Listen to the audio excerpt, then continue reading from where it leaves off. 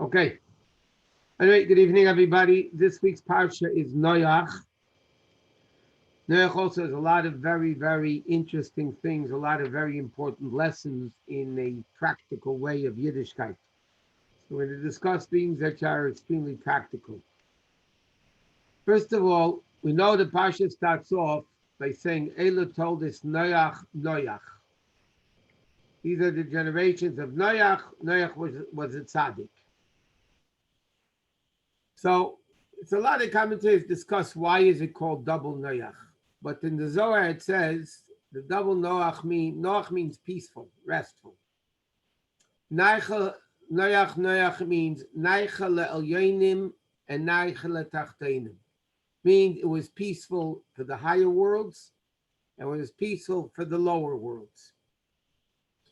So in order to understand what that means, let's explain what it means in a simple way. In the time of Noach, people were corrupt. At the beginning of the Parsha, we speak about the Mabul, Hashem destroyed the world.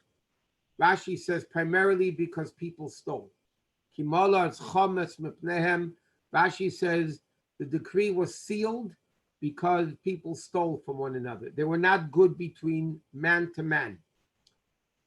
The end of the Parsha that we'll also discuss, when it speaks about the Dor HaFloga, which is the generation that built the tower all the way up to the sky as a form of idol worshiping, a form of fighting God, so to speak. Over there, Hashem didn't destroy it at all. Why? Because they were united. As the Pasuk, Kol Artis Safa Achas, they had one language, Udvarim Achodim, they were all united. Yes, you were united to fight God, but Hashem says as long as you're united, it's better than stealing from one another and being mean to one another, because it's obviously much better when you're united. So therefore, the flood actually was done because Hashem wanted to destroy the world. The world was corrupt. Hashem wanted to destroy the world. So the commentaries basically discuss, if Hashem wanted to destroy the world, Hashem could have made everybody die. Why do you have to bring a flood? And a flood for 40 days. And Noach had to build a teva. Hashem could have made the earth open up, everybody alive falls into the hole, dies. Hashem could have made a hurricane killing everybody. What is this thing of the Mabul, of the flood that Hashem brought onto the world? So Chassidic explains the Mabul, the flood lasted for 40 days. The whole time they were in the ark was a year, but the actual rain was 40 days and 40 nights. And then it took a year until everything subsided and they were able to go out of the teva. So it says in Chassidic that the purpose of the Mabul for 40 days was to put the world into a big mikvah. We know the measurement of a mikvah is 40 sa.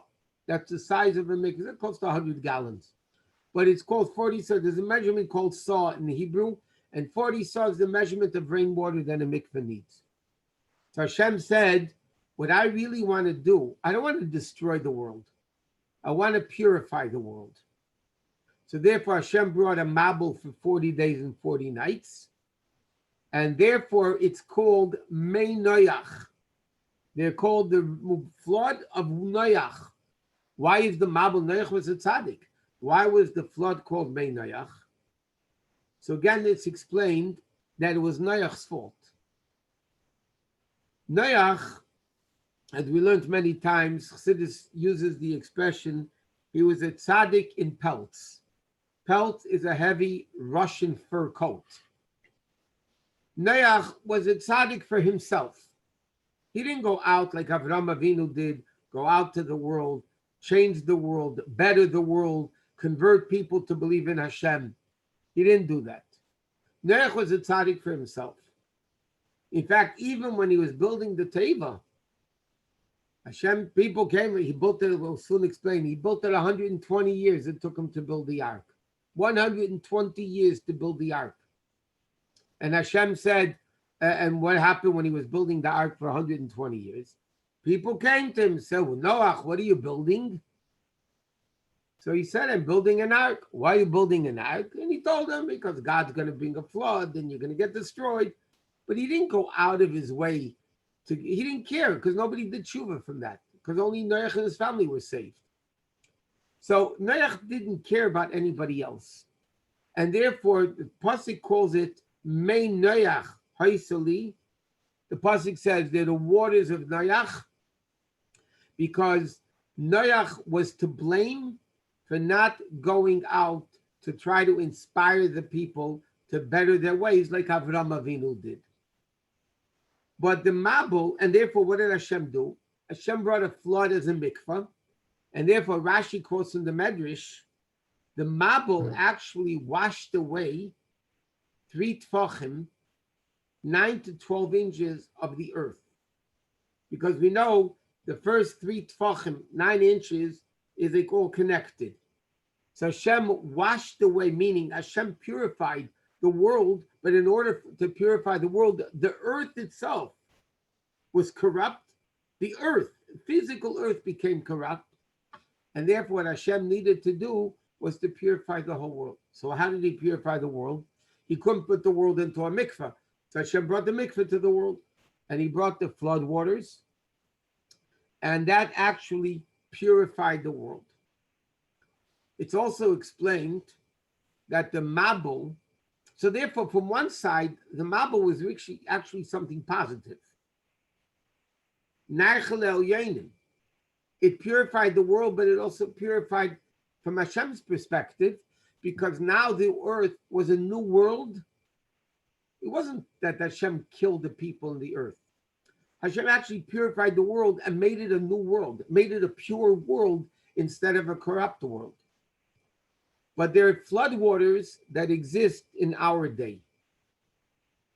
There's a pasuk Shlomo Melech says, Mayim rabim lo yuchol lechabes es ha'ava. The great rainwaters cannot extinguish the love that a Jew has to Hashem. And there's various interpretations on this pasuk, but one which is in a practical way. There's a lot of floodwaters in life. Parnasa, making a living, raising kids, COVID, a lot of problems. There's a lot of floodwaters wanting to flood out Yiddishkeit. So how do you save yourself from this floodwater? How do you save yourself from these difficult winds that want to destroy Yiddishkeit? So Hashem said to Noach, Bay ala teva, build a teva. And Hashem said to Noach, Bay ala teva, come into the teva. And the Baal Shem Tov said, famous word of the Baal Shem Tov, the word teva doesn't only mean an ark, but in Hebrew, the word teva means a word. Word is teva. What did Hashem tell Noach? What is Hashem telling the Jew? What is Hashem telling each one of us? When there's a flood coming, there's things that want to drown out Yiddishkeit. They want to drown us out. What's the solution? How do you save yourself from this flood? Bay ala teva. You have to come into the words of Torah, the words of Tefillah. You want to be protected from the challenges and the floods of the world? The Baal Shem Tov said there's a very simple way of doing it. Bay ala teva, come into the words of Torah, come into the words of Tefillah, and then you'll be protected. And that's what the teva is all about. And it's called Tevas Mei Noach, the floodwaters of Noach, because again, it was his fault that he didn't go out into the world. But there's a very interesting Rashi at the beginning of the Parshat. The pasuk says, Noach ish tzaddik, tamim hoya b'deresav. Noach was a tzaddik, complete in his generation. So what does the pasuk say in his generation? So Rashi says, Yesh darshan eisei l'gnai v'yesh darshan eisei l'shvach. Some people, some commentaries explain it in a positive way. Some people explain it in a negative way. How do they explain it? So Rashi says, they said he was only a tzaddik in his generation. Everybody else was bad. So compared to everybody else, he was good. But if he would be in the generation of Avram Avinu, then he wouldn't be worth anything, which is seemingly a negative thing. He was only good in a rotten generation, he was good. And then Rashi says, some people say it in a positive way. Can you imagine a generation full of corruption and he was still a tzaddik? Okay, so there's two ways of looking at this. You can look at it negative against Noach. The Torah is teaching us he was only a tzaddik in his generation, but not in other generations. The other one says, no, look how great he is. Even in his generation, he was a tzaddik. So the Rebbe asks a very simple question when he explained this Rashi. We're always supposed to speak positive. We're always supposed to look good at somebody else.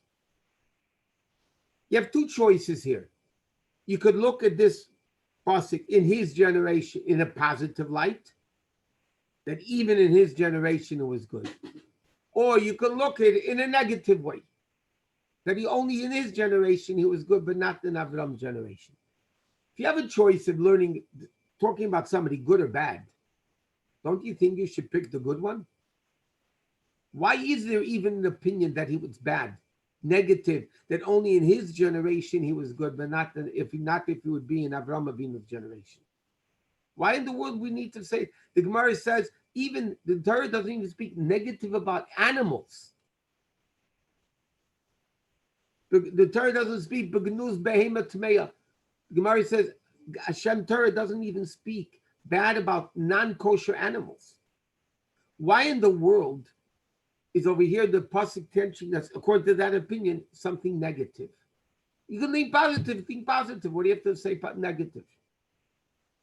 And the Rebbe explains like this, and this will be connected to another interesting thing in the Parshat. And that is, yeah, you should always speak good about somebody. But if people might learn from his negativity, then you have to say clearly the person's no good. If somebody, you just want to talk about people, good or bad, of course you should only say good. But if you're going to say only good about the person, and people might learn from his bad things, then you have to say clearly it's bad. Now, if the Torah only said Noach was good, in his generation, even in his generation, he was a tzaddik. People might think, okay, but what did Noach do? Nothing. He didn't go out and spread belief in God. He didn't go out to bring people closer to God. He didn't do anything positive. It was all for himself. He built himself an ark. The Rebbe says, if you're going to say only good about him, and people might say, okay, if he's such a tzaddik, and he didn't go out into the world to spread godliness, so that's also good for me to do. So it says, no. You have to know that there's a negative aspect of Noach. And if there's a negative aspect of Noach, you cannot learn from him. We only can learn from the good of a person. So yeah, and I'll explain another aspect of the Parsha, that it says the similar point and it brings it out even clearer. When Hashem says Noach, bring animals to the table, 7, 7, 2 by 2, right?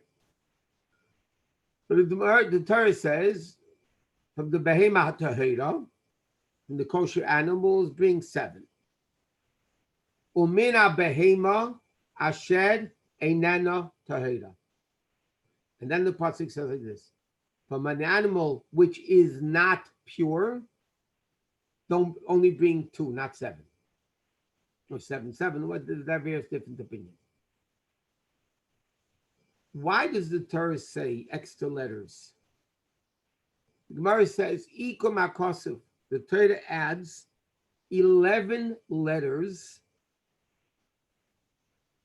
to say the animal which is not pure, when the Torah could have just said the impure animal.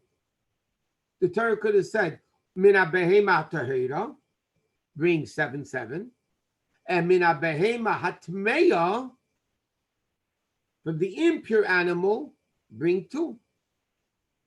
Why does Hashem use 11 extra letters to say Asher Einena Tahira, which is not pure? We know we learn out countless halacha, countless laws from one letter in the Torah. And here the Torah spent 11 extra letters, the Gemara says. Instead of saying Behema Hatmeya, the impure animal, the Torah says the animal which is not pure. And the Gemara in Pesachim says, we learn out an interesting halacha from there. You should always speak nicely. A person should always speak nicely. Instead of speaking treif, tamei, impure, say not kosher, not pure.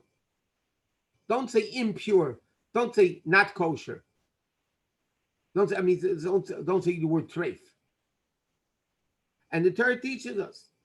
In fact, it's very interesting. In Yiddishkeit, we learned this many times.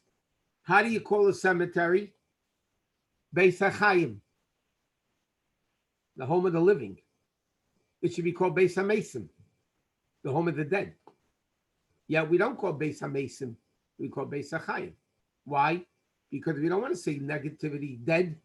We say the home of the living. In Gemara, a blind person is called Sagi Nahar. That's the expression in the Gemara. Sagi Nahar means blind in Aramaic. Sagi Nahar literally means an abundance of light. Why does the Gemara call him Sagi Nahar? The Gemara should call him blind, because the Torah doesn't want to say negativity. Countless things you have in Torah like that. In fact, the Rebbe once spoke in a Sikha.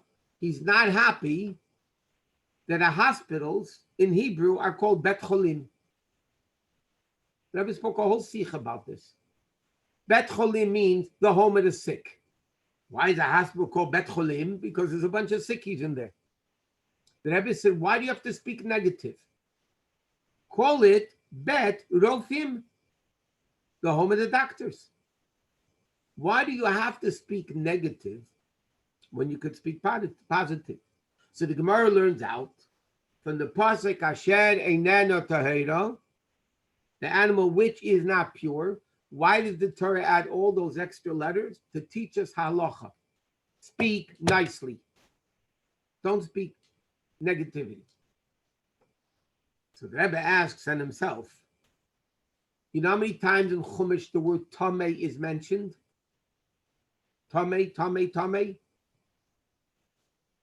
But so every time the Gemara should say, the Torah should say Asher Einena Tamei or Tahira, whatever. And the Rebbe explains a very interesting halacha from this, by the way. When you're talking something not relevant to halacha, you have to speak nice. But when you're speaking halacha, you must be very clear. If somebody would say, instead of tamei, you are not tahar, they might not hear the word not, and they'll only hear the word tahar.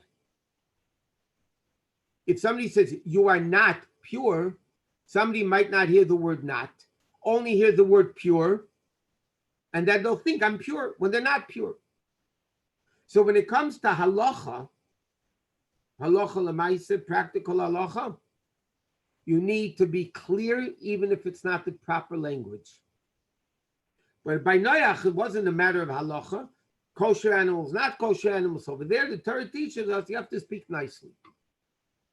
And the same thing with Noach, positive about him or negative about him. If the Torah would only say positive about Noach, people might come to learn lessons from the negative aspects of Noach and say, listen, he was a tzaddik. So obviously everything he did was good. So therefore I don't have to go out to bring people closer to godliness.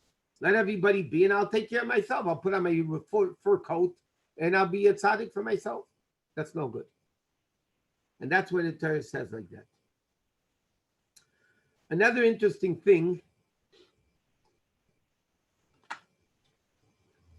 it says Noach built the teva.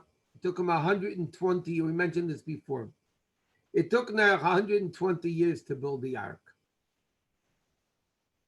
The Rebbe asked, why so long? So you see, in Noach days, they didn't have Beverly Hills City where you have to get permits.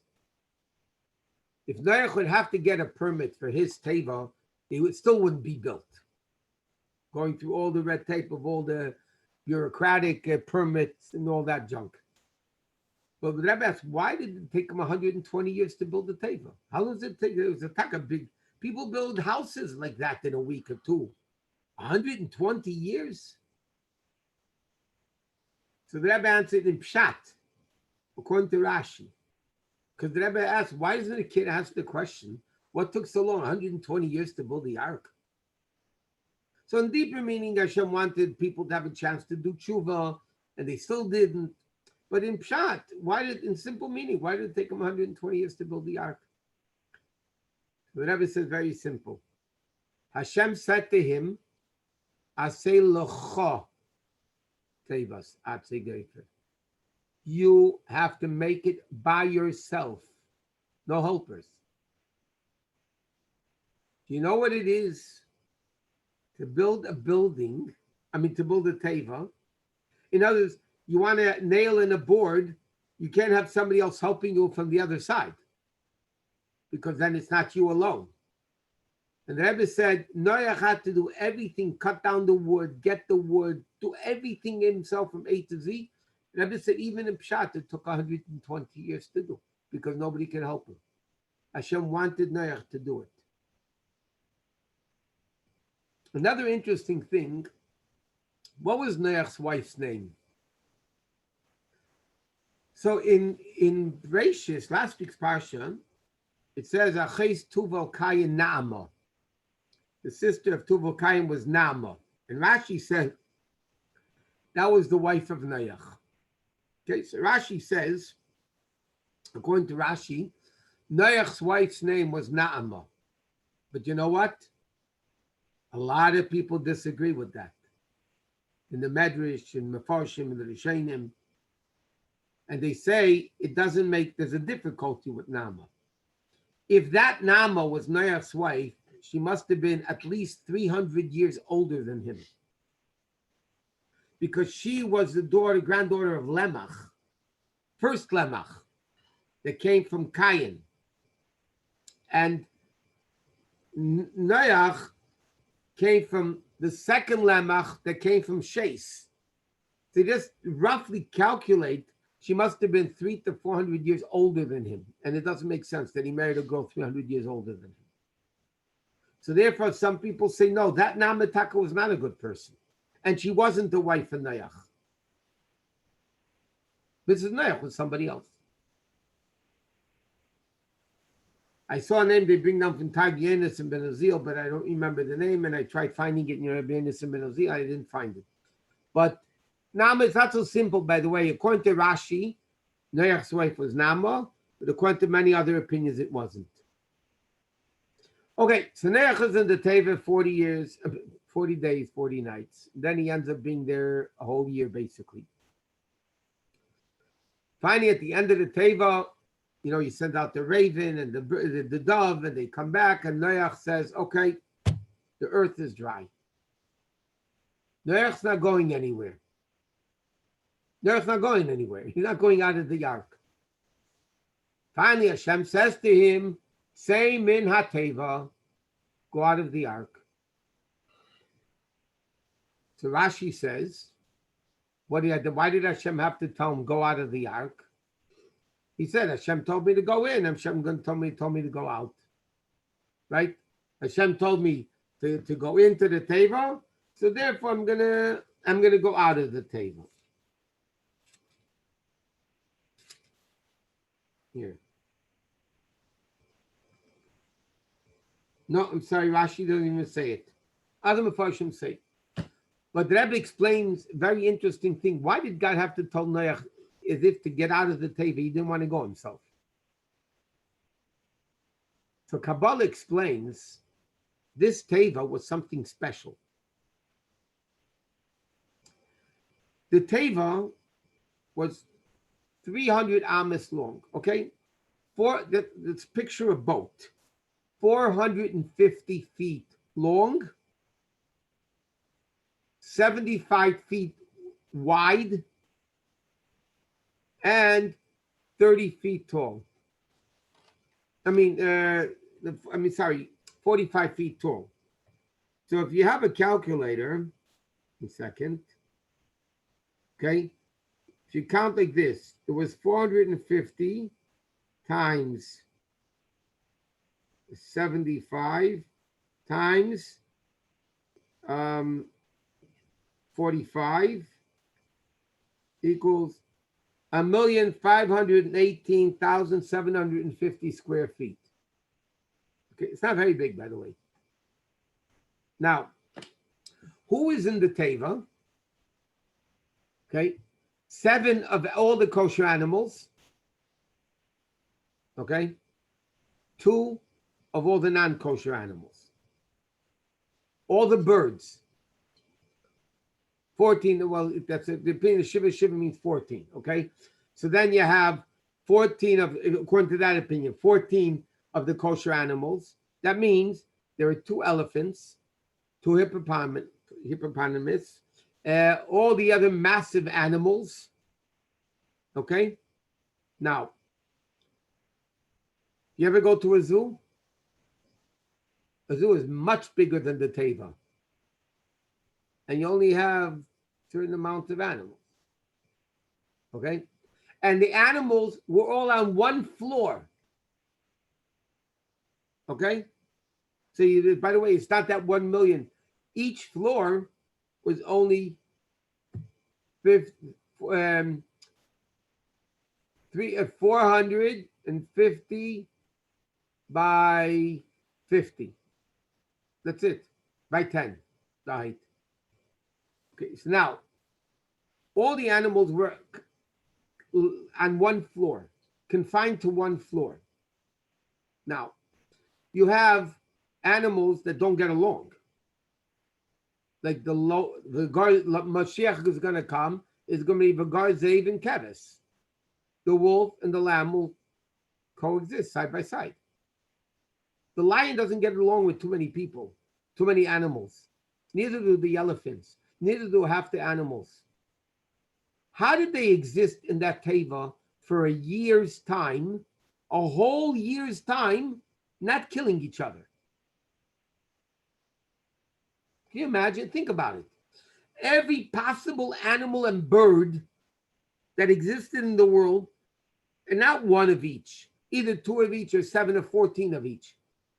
How is it possible that they can get along in that teva? And Bechlal, how could they all fit into the teva? So Kabbalah explains the teva was similar to the era of Mashiach. The era of Mashiach, the lamb is going to live with the wolf will live with the lamb peacefully. Inside the teva was the era of Mashiach. And therefore everybody got along. And just like B'tchias HaMesim, how is the world going to hold so many more people? Miraculously. How did the teva in a limited space hold all those animals on one floor? Miraculously. So yes, Noach, as we'll soon explain, suffered a lot in the teva. But you know what? The teva Noach felt like the era of Mashiach, that all the animals got along. So Noach said, I'm not going out of this teva. It's Gan Eden. It's the era of Mashiach. So Hashem said, you know what? That's good for the teva. But you know what? Now we got to rebuild the world. Get out of your seclusion. Get out of your ghetto. And go out and rebuild the world. That's more important than being together with all the animals like a Mashiach era. So Hashem said to him, same in Ateva, you have to go out.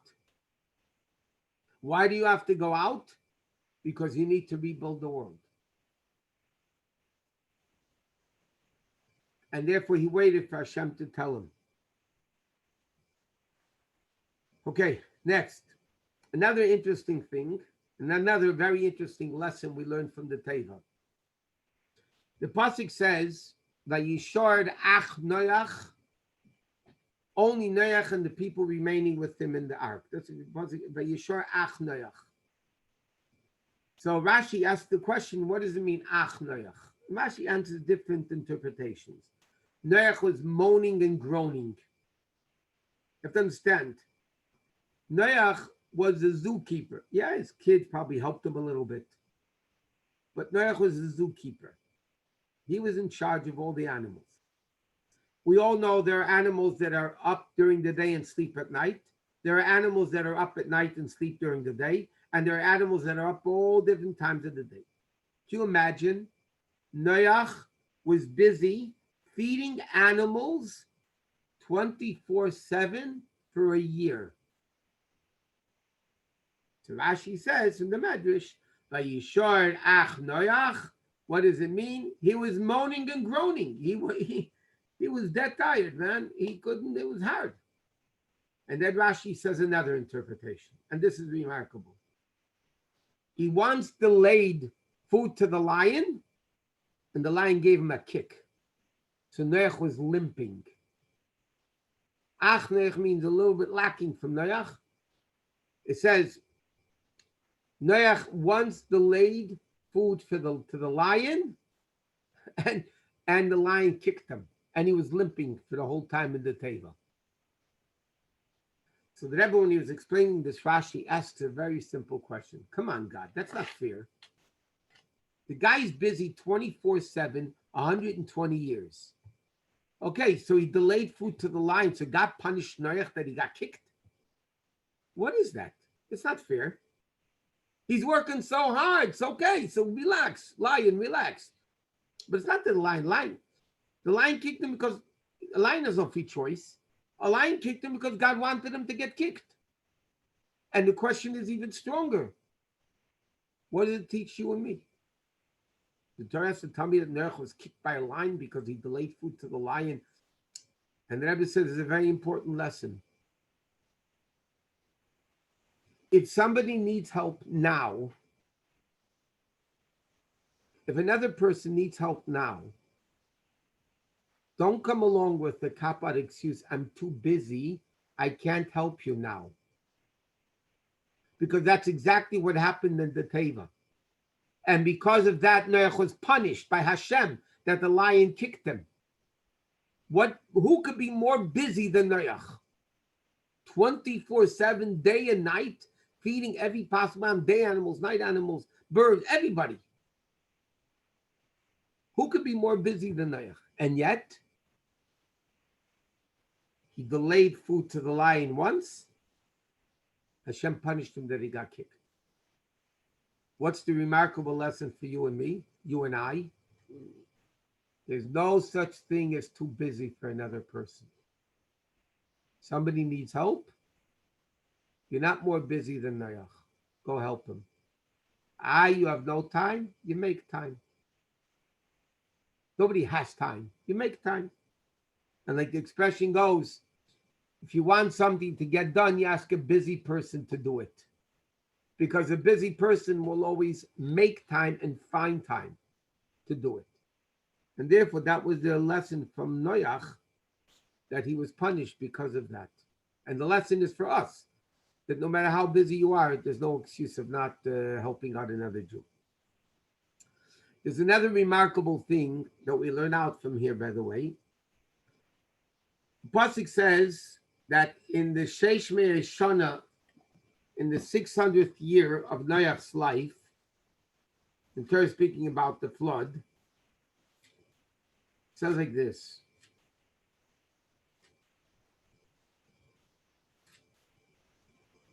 Here. In Perek Zayin, pasuk Yud Aleph. It said, "B'shna sheish me'eh shana l'chai Noach," was in the 600th year of Noach's life. B'yom hazeh, this day, nifku kol mayonis tahim rabba, all the underground wells opened up. V'arubes hashemayim, and the windows of the heaven niftachu, opened up. So the pasuk says, in the 600th year of Noach's life, when the Mabul started, so what happened? the well springs from underneath the earth opened, and the windows of the windows of the heaven opened up. Meaning, simply, the flood waters came from underneath the earth, on top of it, all over the place. So it says in the Zayad that in the year, the Shna Sheish Meis, in the year 57,600, 57,660, 5600, in the year 5600, the heavens are going to open up and the earth is going to open up. And the Zohar says, what does this mean? I'm rephrasing the Zohar and paraphrasing the Zohar. There will be spiritual revelations of Torah that never existed before, and there will be physical revelations of science that never existed before. That means in the year 5600, that's what the Zohar says, in the 5,600th year, which about is 180 years ago, now we're 5781, approximately 180 years ago, the Pasuk says, the Zohar explains, there will be revelations of Torah that never existed before, and there'll be revelations of scientific discoveries that never existed before. When did the Industrial Revolution begin? About that time. When did the teachings of Chassidic be revealed in the world? Approximately that time. So the Rebbe says, the Zohar says that in the year 600 of the 5,000th year era, it's going to open up the heavens and open up the earth. That's what the Zohar says. So the Rebbe asks, okay, I understand. And the Zohar says this is preparation for Mashiach. So the Rebbe says, I understand the revelations of Torah is a preparation for Mashiach. Why is the earthly preparations, meaning the scientific developments, how does that get to prepare the world for Mashiach? And the Rebbe explains simply and beautifully. All the technology that exists today is to show us what Mashiach is all about. What is Mashiach going to show? The world is united with godliness. Mala ha'aretz deyas Hashem, the whole world be full of godliness, like the ocean covers everything underneath it. All the scientific things today, and what's the ultimate goal of Mashiach? Godliness in the world. So years ago, if you wanted to teach somebody Torah, you had to write them a letter, right, of Torah, and then would get your letter a few weeks later, and they would learn it, and they would answer you back a few weeks later, like all the responses that we have of the previous generations. In today's world, because of scientific development, instantaneously, whatever you say is all over the world in a split second. You think there's no eye that sees and ear that hears, and everything is written in the books? Think again. There are satellites there that see everything what's going on in our houses.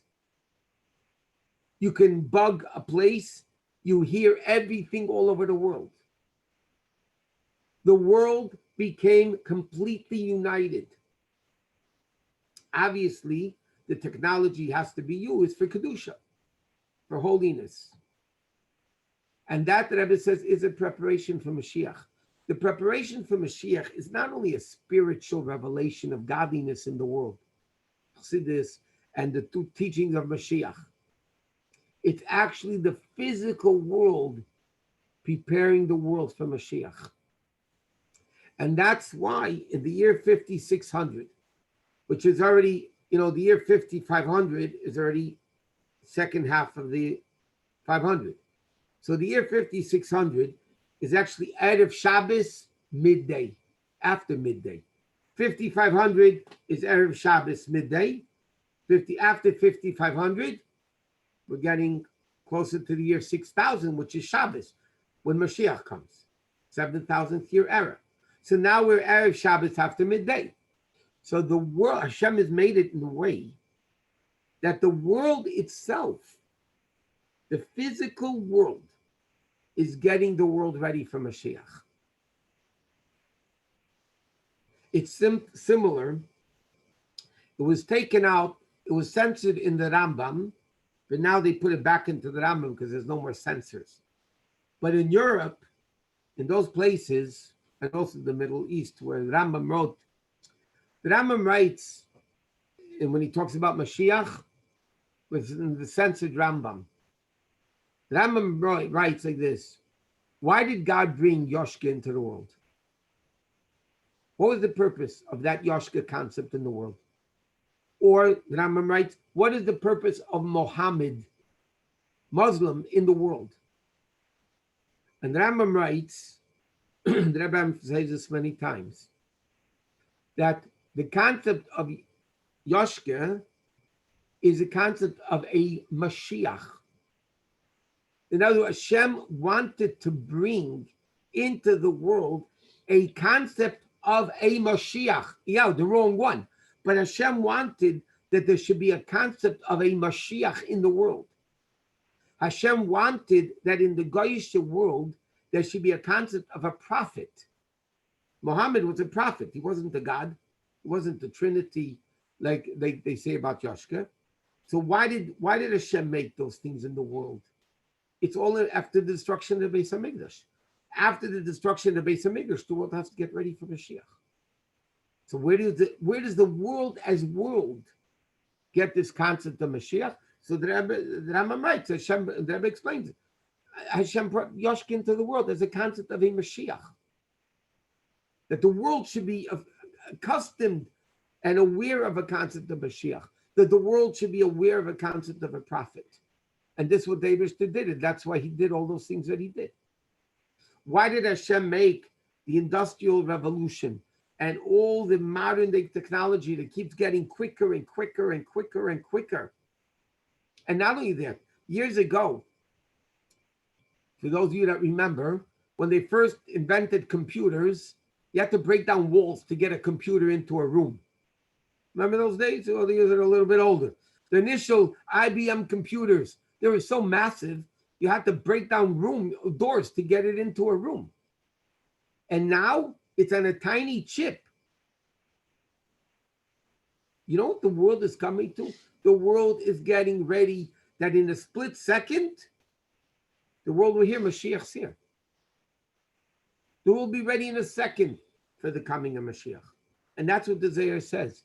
In the 600th year of Noach's life, meaning in the year 5600, Hashem says the heavens opened up, meaning spirituality was revealed in the world. The earth opened up. The scientific developments were opened up. The medical developments were opened up.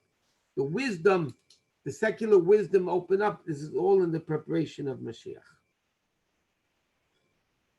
Okay, now there's another few more interesting things that are very important. I'm going to talk about one that's more practical, and then I'll say one maybe is more interesting.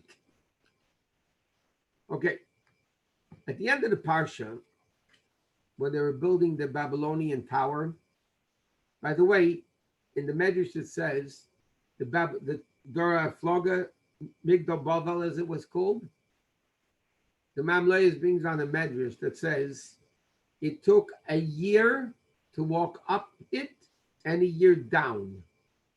So if they needed bricks on the top floor,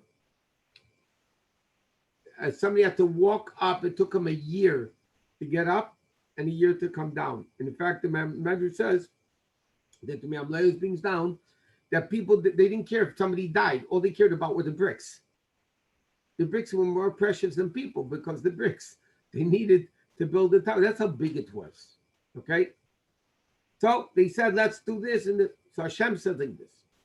Vayered Hashem, and this is a very important moral lesson. Okay? And I don't want to elaborate too much on it, but I'll mention it in a way that is pretty clear. Vayered Hashem liris se'ir v'samigdal. Hashem came down to check it out. Okay? Rashi says, why did Hashem have to come? Hashem didn't know what it was. He had to come down to look at it. Hashem knows. Rashi says, Lo yihutzrich lekach. Hashem didn't have to come down.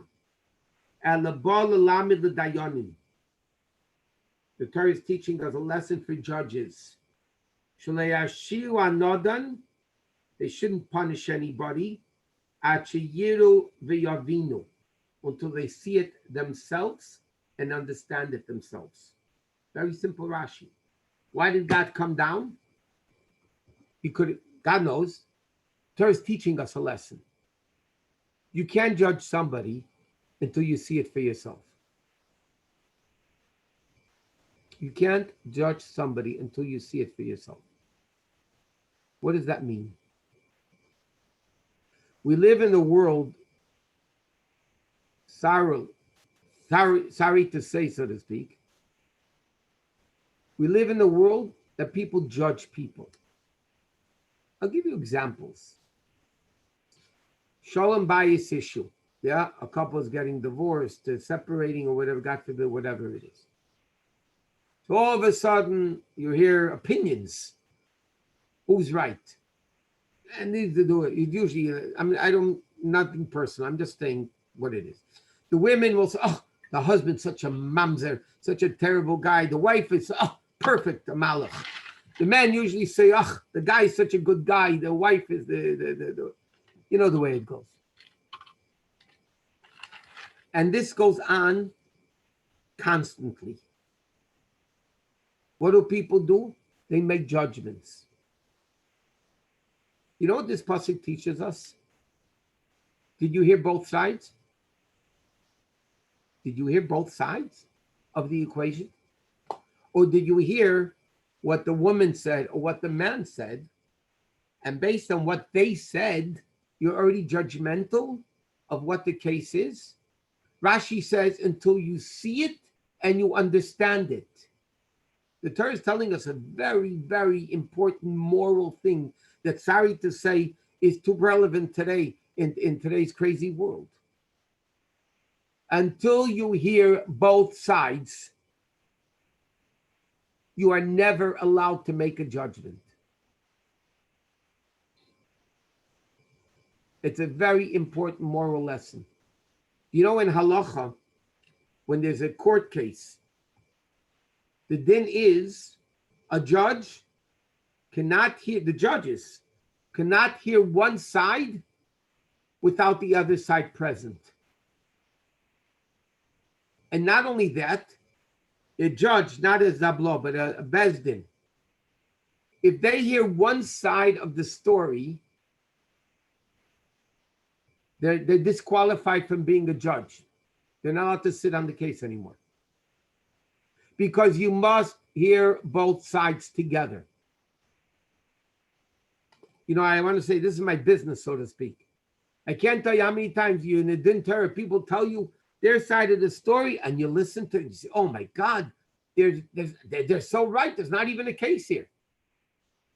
And then you go listen to the other side, and it's 80 million miles away. There's three sides to every story. His, hers, and the truth. His, and the truth. The Torah is teaching us a phenomenal lesson over here. Hashem came down, lirais, to see. It's three words. Hashem came down to see. And Rashi says, what is it from the Medrash? Rashi quotes it. You don't judge situations until you heard both sides and totally involved in both sides, and you understand both sides. This notion of what people do today, you hear one side of a dispute, whether it's husband and wife, or two friends fighting in business, or whatever it may be.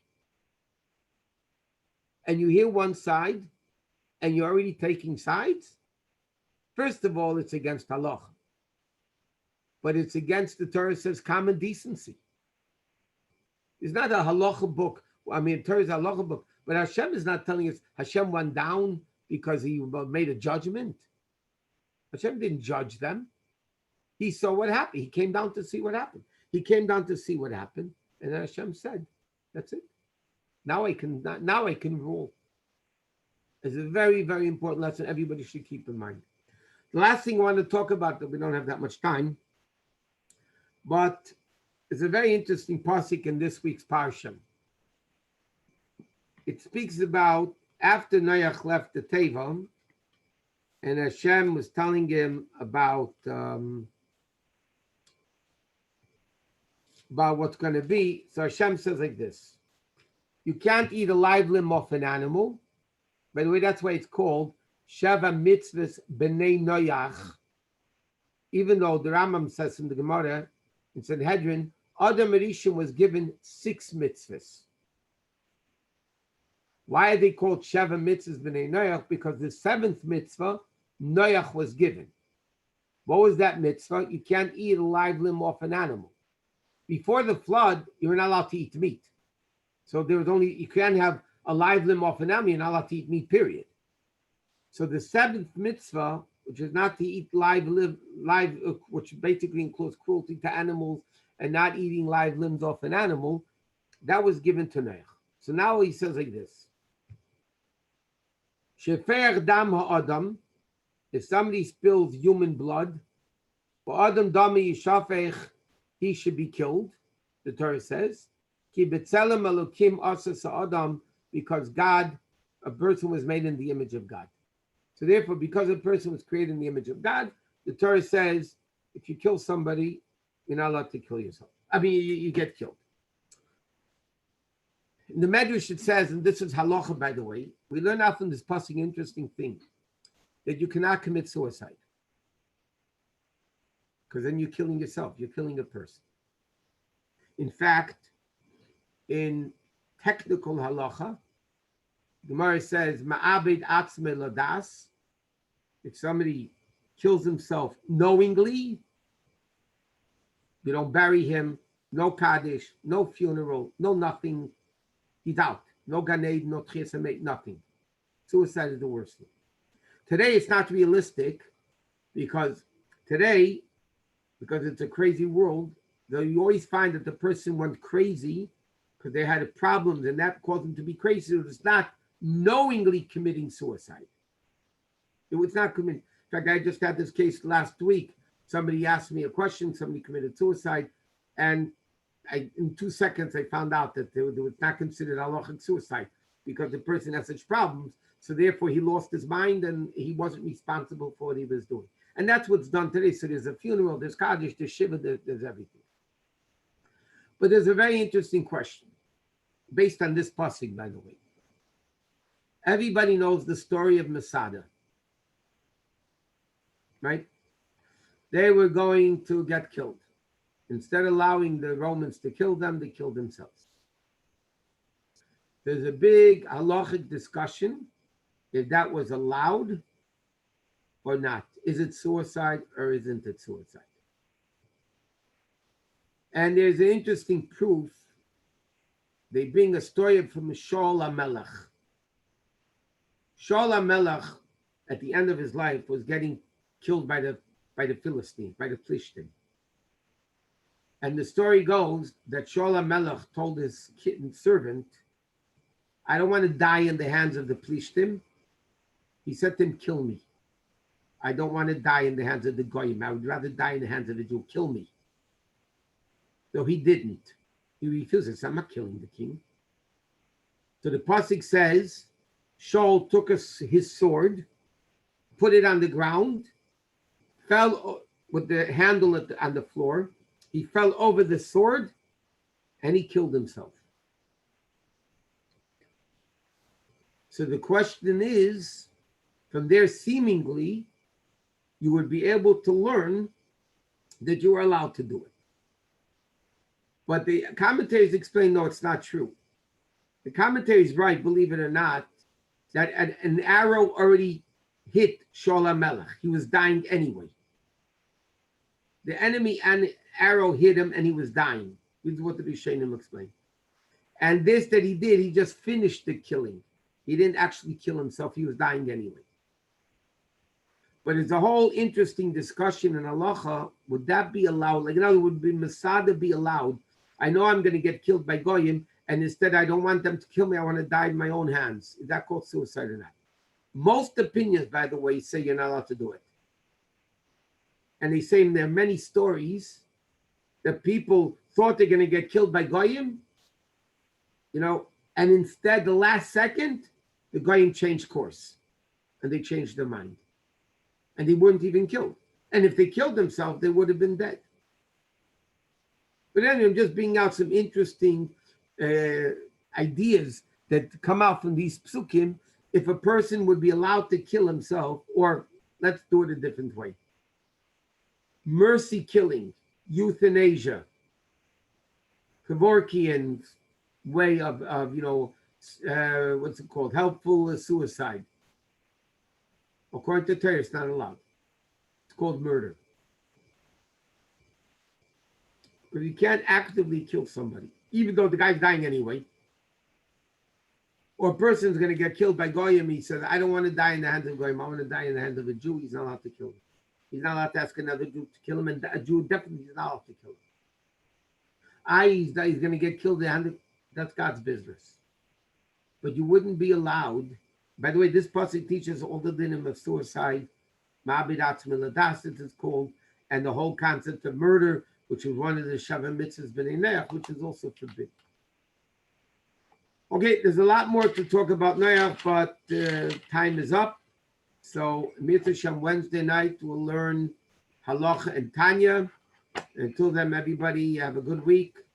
In all your endeavors and everything, everybody should have a great, healthy, wealthy, wise week. Amen. You too. Thank you. Amen. Thank you, Rabbi.